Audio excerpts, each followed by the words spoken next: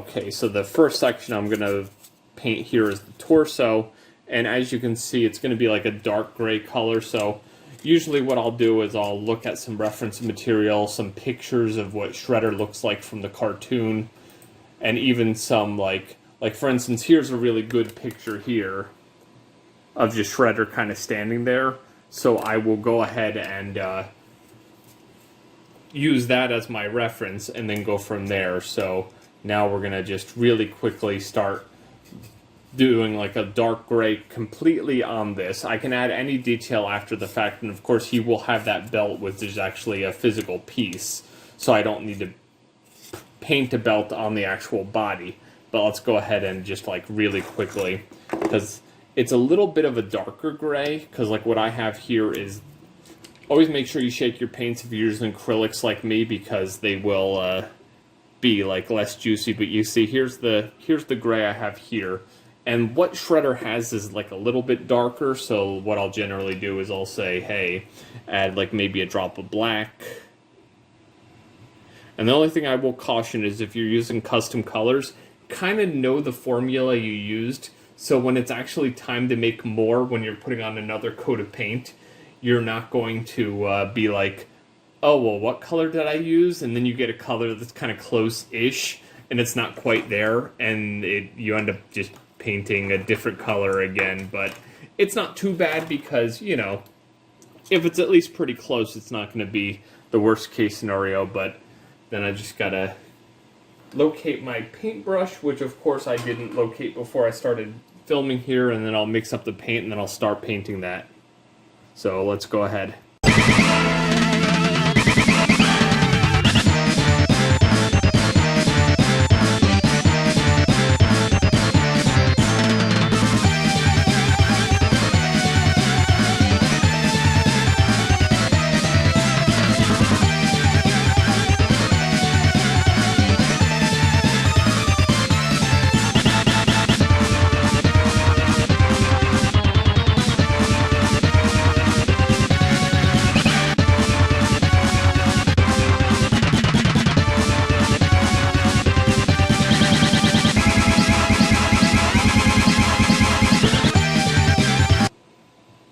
As you can see, we got a decent first coat on Shredder's torso there.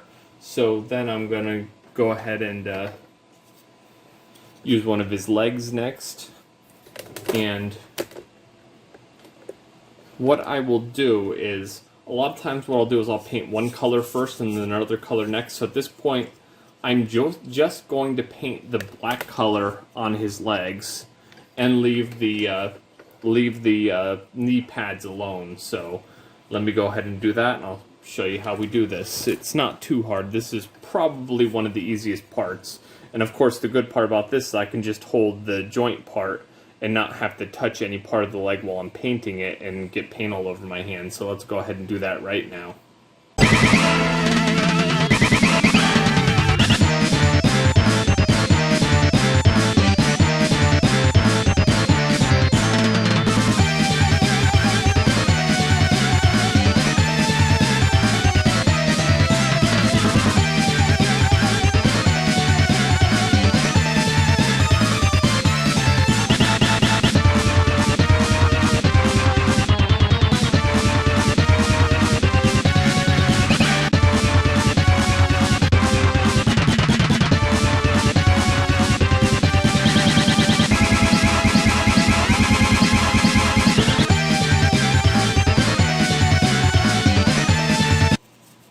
Okay, now as you see, I got a nice coat of black on both of the legs. Of course, once that dries, I will touch up anything and put another coat on another time. What I'm going to do next is do the flesh color on the arms and the hands. So let me go ahead and do that now.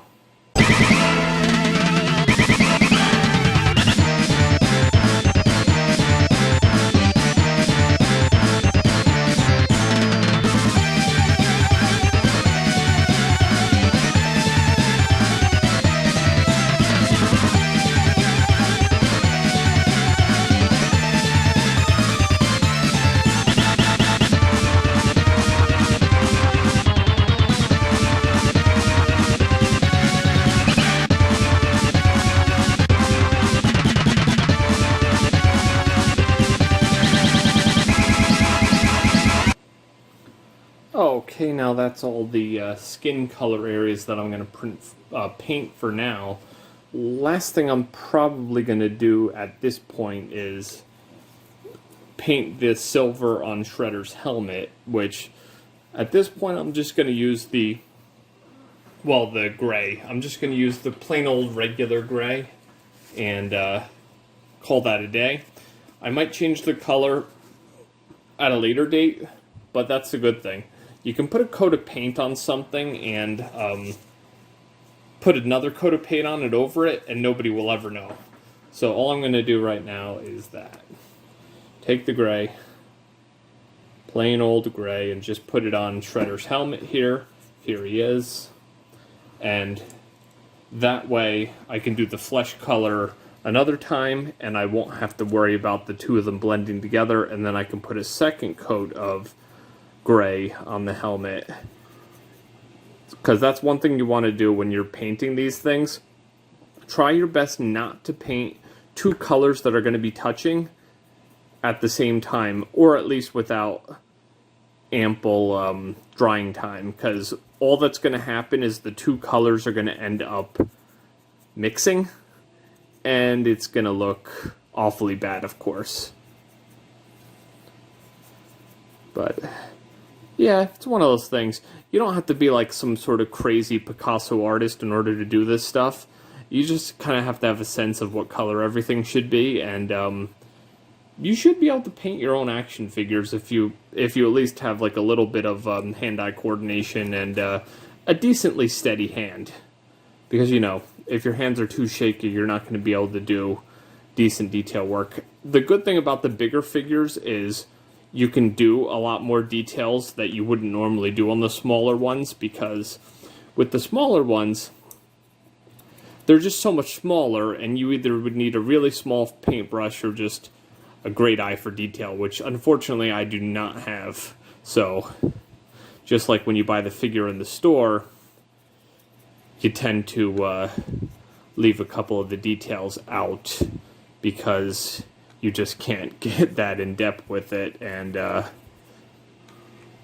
that's usually the best way to do it. And if you're ever doing any of this stuff, don't worry if you overpaint a little bit. You're going to paint over that in your next coat anyway. So if I get a little gray on the facial area, it's not the end of the world. I'm just going to paint the bottom here gray as well. But